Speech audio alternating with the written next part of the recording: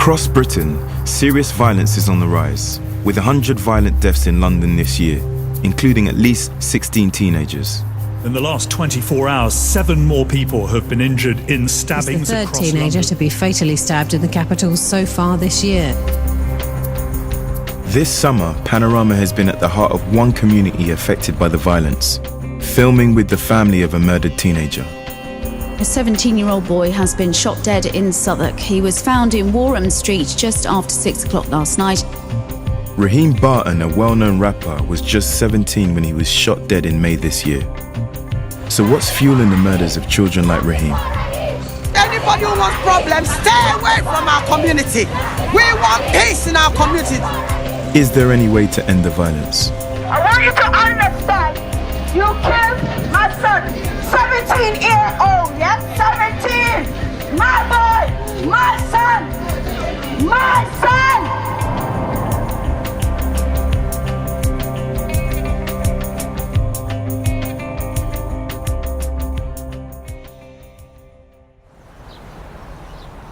This is the Brandon Estate, South London, home to roughly 2,000 people.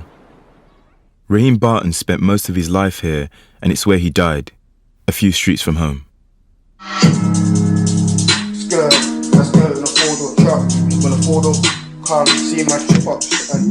People on the estate knew him well and remember what happened the evening he was killed. He was happy that day, very, very happy, very reflective, talking about going on holidays with us and just making plans for the future. That day I was standing in my balcony. I saw a group of boys. It was like, before I thought they was arguing. We heard a loud bang noise and my mother said, "Oh, is that fireworks?" But then the thing is, all the boys that were downstairs, they started running. I heard a bang, then I saw the boy. He was holding his chest with his 2 hands and he was ran to this direction. All of them was running. The friend was shouting, "Please don't die, don't die." Then after running, the ball just fell on the floor. Between the pavement and the wall, that's where it fell, just right there. I worked as a nurse and I just got this overwhelming, powerful feeling. I just thought, let me just run downstairs. So as I went there, I saw there was another boy that was trying to help stem the bleeding, I don't know, and then he was trying to do mouth-to-mouth at the same time. So obviously I took over.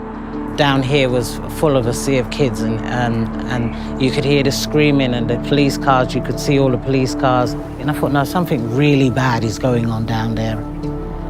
I had blood around my face because I was trying to do compression and I was trying to do mouth-to-mouth. There's people with blood all over them, screaming and shouting. I'm like, this is crazy. I just saw his eyes rolled over to his head and then he just stopped breathing. So I turned around and I said to his friend, he's gone, he's dead.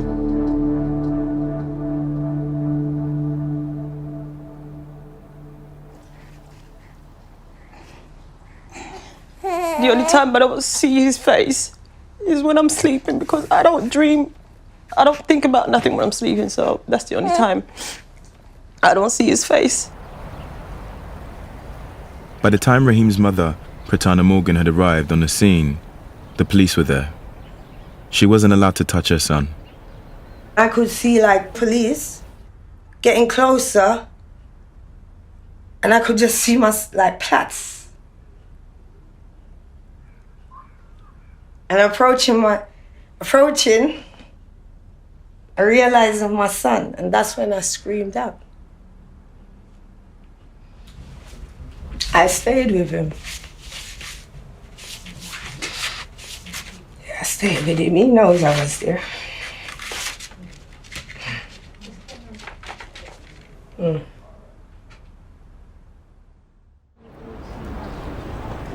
2 days after Rhyhiem's killing, Pratana cleaned up the sawdust covering her son's blood. I can't even explain how I feel. I'm still in shock. I just still can't, I'm not accepting it. Something is just not right here. And it needs to stop.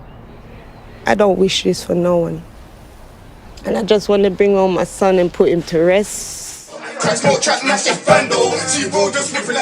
Rhyhiem, seen here age 16, was raised in a Jamaican family. His mother wants to bury him back home. As you said, you don't wish to have a funeral ceremony here, but to have a repatriation back to Kingston, Jamaica, and then we'll liaise with the funeral directors in Jamaica and ensure that the funeral ceremony out there is as you wish, okay? As you know, Rhyhiem's safe now with me, okay? We were with Pratana when she went to view Rhyhiem's body. Rhyhiem's probably the youngest murder victim I've had. When I met her, she told me all that she wanted to do was just be with her son and hold his hand. And today's really just about being with Rhyhiem for the day, and I believe he does look at peace.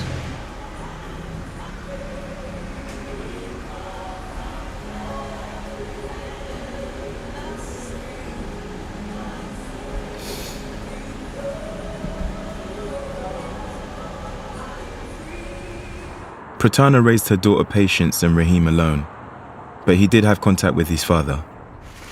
Rhyhiem loved music. These are just his little messing around, I guess, showing his character in more of his art. He enjoys himself like singing. Got a lot of potential. Like anything he takes up, he strives. So these drawing kind of act out who Rhyhiem is. From a young age, his passion was to become a rapper.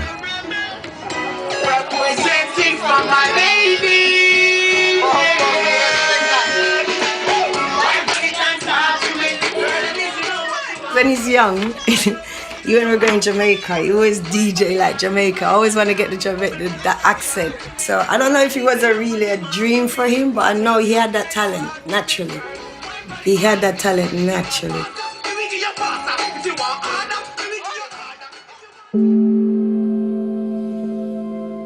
But despite such promise, by just 8, Rhyhiem had been excluded from school. In fact, he was repeatedly excluded, attending 5 schools by the age of 15. That's how he first came into contact, aged 8, with Sace Holmes Lewis, a mentor who works with challenging young people. Rhyhiem's character, he's very defiant, he's very forthright, he's honest in what he feels, and he says what he means. Sace and Rhyhiem became very close. On the day he was murdered, Rhyhiem had been helping Sace coach a local football team. So when I got the call, I didn't believe it. I had to verify it myself, had to call around and find out that it was true. I didn't really know how to kind of process it. Just literally had my son and my girlfriend looking at me. Obviously I broke down. At a meeting with local MPs and police in response to Rhyhiem's murder, the community's grief is clear. At the end of the day, this needs to stop. Our kids are being gunned down on the streets where they've grown up. It needs to stop. I've known him since he was 5 and he's gone. My friend's got to bury her son.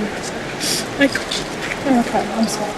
When your community... Rhyhiem's godmother, Lacey, pleads with her neighbours to help stop the violence between young people from different neighbourhoods. This is our home. This is where we live. This is where our children have the privilege to run around and play. You do not let the enemy come in and do what he wants to do and go, and you are behind your windows. It doesn't work like that. That's not community. If you're under attack, I'm under attack. And let's take this message to these boys and tell them, no, it's not. Don't come back and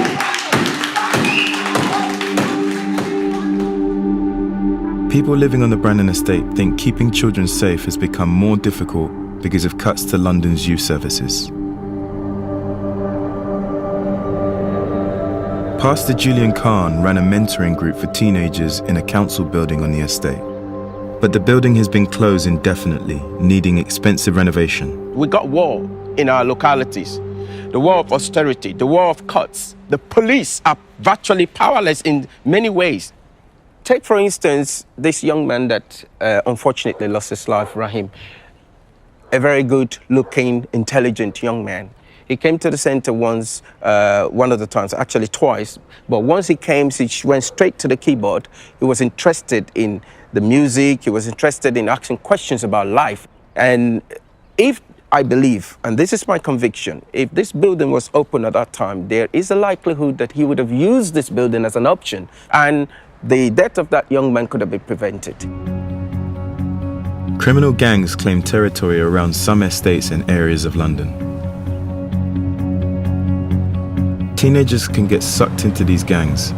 Violent conflicts and feuds mean many think carrying a weapon is necessary. You know, children are fighting over territory they don't even own, but they're willing to die for their postcode. They're willing to represent and take someone out because of that. 2 years before he died, Rhyhiem was stabbed after leaving the Brandon estate and going into a neighbouring borough. No one was charged. He had been targeted before. He'd been chased with boys with machetes. He had been stabbed in the chest, which was, inches from his heart. Then I asked him, like, what happened? He didn't want to say anything to me, but I started thinking, what will actually happen if next time something like this is to happen to him and he doesn't make it? He didn't tell me much about his life. Like, he was very private. Moscow marching and lean, splash him, do him up, watch him bleed. Someone check out the scoreboard, please. 16 who... No one has yet been charged with Rhyhiem's murder, but his death is almost certainly linked to his involvement in this prominent drill group from the Brandon estate, Moscow 17. Drill is a form of rap. It is controversial because the lyrics often reference stabbing and murder. While not all drill artists are in gangs, there is sometimes overlap between drill crews and known criminal groups. By the age of 16, Rhyhiem had created a rap persona called GB. His family say he was known to the police, but Pratana says her son was never in a gang. Why GB's up front with 2 shanks, so I got that scan. I don't know what GB stood for, and to be honest, I don't really care because I will always refer to Rhyhiem as Rhyhiem. YouTube.com/Tim Westwood TV. Tim Westwood TV, up at the spot. By April last year, Moscow 17 were becoming a big deal. Their videos had clocked millions of views online and caught the attention of former Radio 1 DJ Tim Westwood. Let's go. Come on, gang shit, man. Come on. Russian. That's got things in plans. Took out the things and Jay got dash. I told him, like, this music you're doing, like, you're talented in that, but I'm never going to support you in that way. Like, you fighting for areas, like, I'm not, because I knew the dangers behind that. In their most well-known video, Rhyhiem and the group taunted a neighbouring drill crew called Zone 2. When Sace discovered it, he went straight to Rhyhiem's mum. Final straw was the music video. I said, look, this is what your son's up to, and he's going to get himself hurt. Like, he needs to get rid of this. This is so negative. And that was, part of the decision to send him to Jamaica and get him away from this.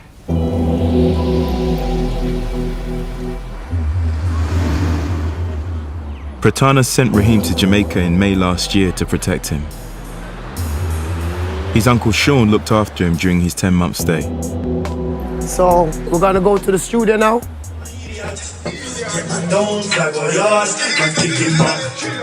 We built the studio for Rhyhiem so he could be comfortable to stay and not go back to England as yet. Sean had taken his own son, Armani, out of London aged 8 to keep him safe. I got robbed already with my chain, so from that, just gave me a little fear in the streets because males, they have a difficulty on the streets.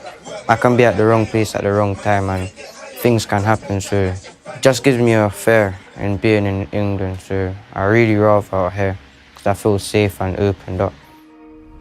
Sean believes in London, older gang members deliberately recruit children whose fathers aren't around into lives of violent crime. Because you have some guys that call themselves the olders. The olders takes the position of being a dad to the young youths. They buy them trainers, they give them a tenner or a 20 quid, right? But that encourages him thinking that doing crime is right. Holding a gun is right. Holding a knife is right because their holder is telling them that. Rhyhiem's whole family tried to convince him to stay in Jamaica. But by February this year, Rhyhiem was determined to come back to the UK to make music.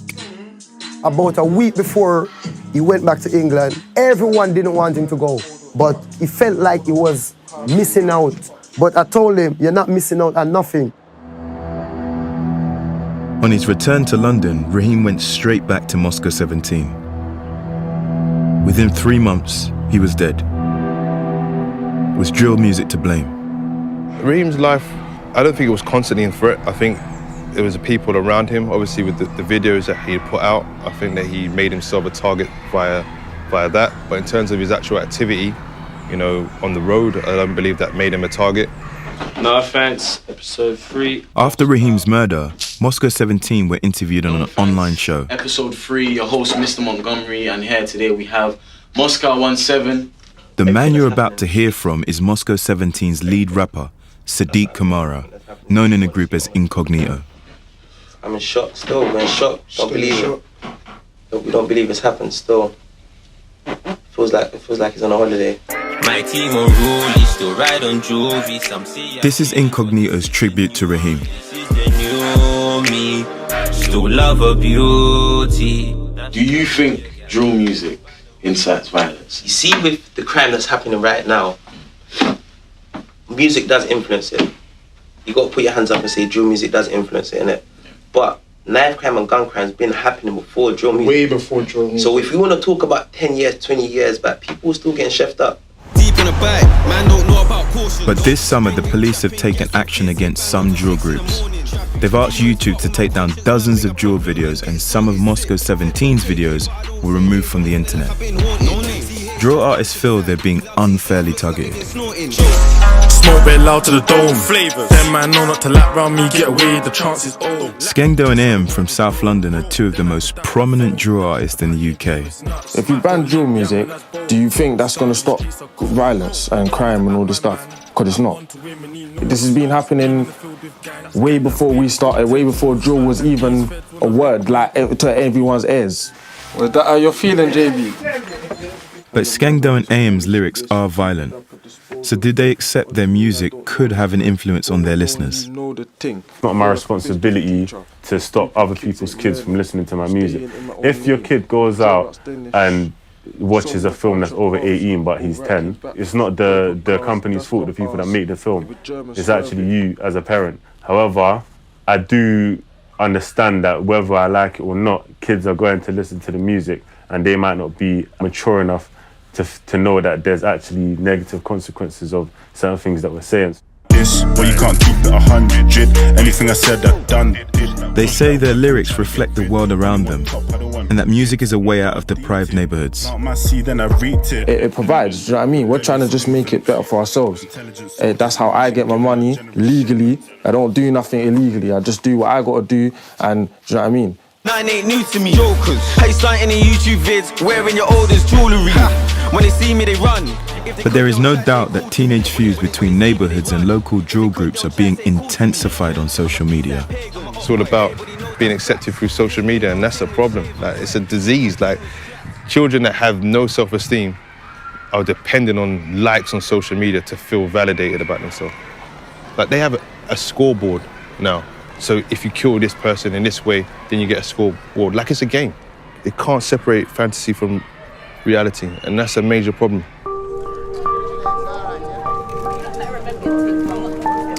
Before Pratana takes Rhyhiem to Jamaica for burial, she invites friends and family to come and see him for one last time. Many of them are still school children. Yeah, we're going to have like everyone say their goodbye, because you can't get to come to Jamaica. So it's just like everyone just sending on their love, having a look at Rhyhiem. Be careful there, just try it please, thank you.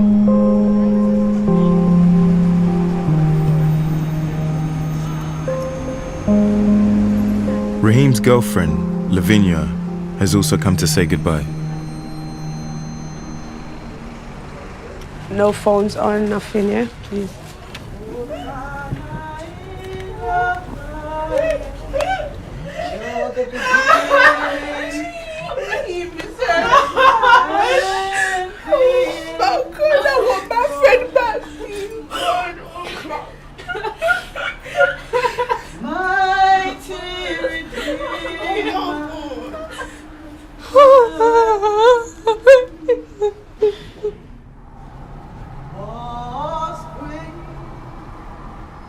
finally like found someone that I could be affectionate with and also have a friendship with and be myself around him.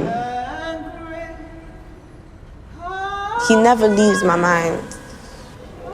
Some days I wake up and I just don't want to get out of bed.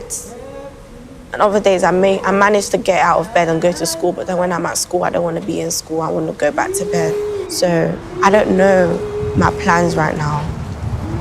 I'm just trying to understand it all.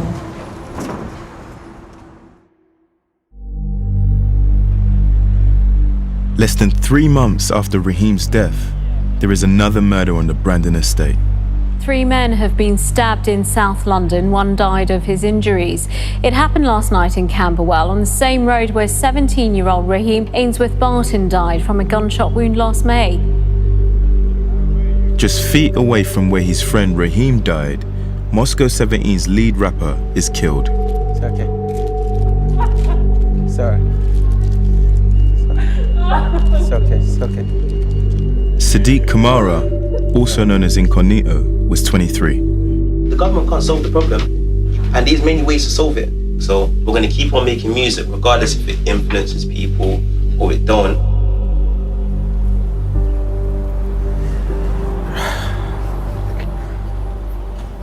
The impact of this community, you can't even put a quantification on it. It's not something you can measure. You're looking at a situation that resembles a war zone. That's what it is. Week after week, something is happening, and it is having an untold negative impact, psychological impact, emotional impact on us. Sace believes that changing aspirations for children like Rhyhiem early on is key. What are young black boys always told?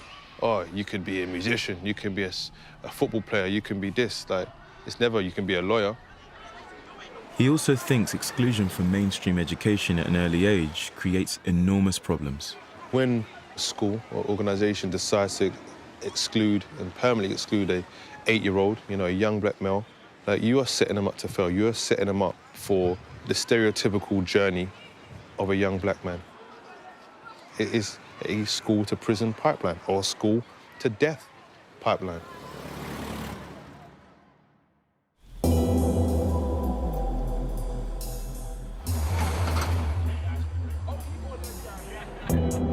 In Jamaica, the time has come for Rhyhiem's funeral. Sace has made the journey too. He's been accompanied by his brother, Tyson, who was also close to Rhyhiem. How do we stop the next Rhyhiem? One thing for sure is that the onus doesn't just stop with us. There's that old adage, it takes a village to raise a child. That's parents, that's the community, that's us, that's the school, that's everyone. But I think a big part of affecting change in young people is for them to develop their empathy. If they can understand to a certain extent how somebody has felt, then it may deter them from doing something silly. If we can start to help young people develop those skills, then we start to affect change and we start to stop these terrible incidents happening.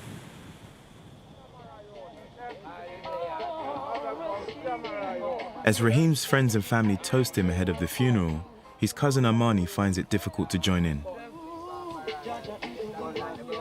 Well, today is the day Rhyhiem gets buried. Yeah, tears gonna be shed for him. Me and Rhyhiem was like brothers because we grew up as one. We was born in the same year. He's like my brother.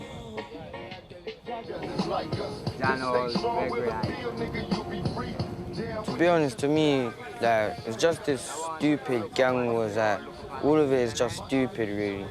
Because most of the guys that's beefing, they used to go to school with each other, and now they're growing up big and they think they're a big man. So everyone's just beefing over foolishness. We give God the glory today for his love and his mercy that brought us in this congregation at this time. A young man has been taken away from us. As you hear, he's only 17 years of age. But there is an afterword, there is a feelings. There is when somebody knocked at the door and said, your son is gone. But I want you to remember, it could be your son, it could be your brother, it could be anyone lying here today.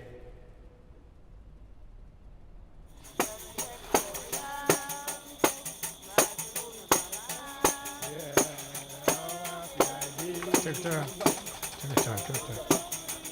God and friend, blessed of my body, tell of his love.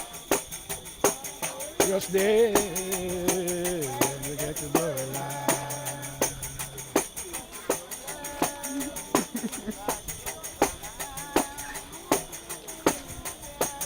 Okay.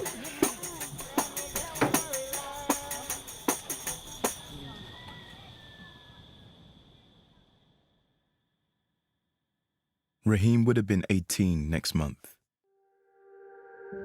Nobody has been charged with his murder.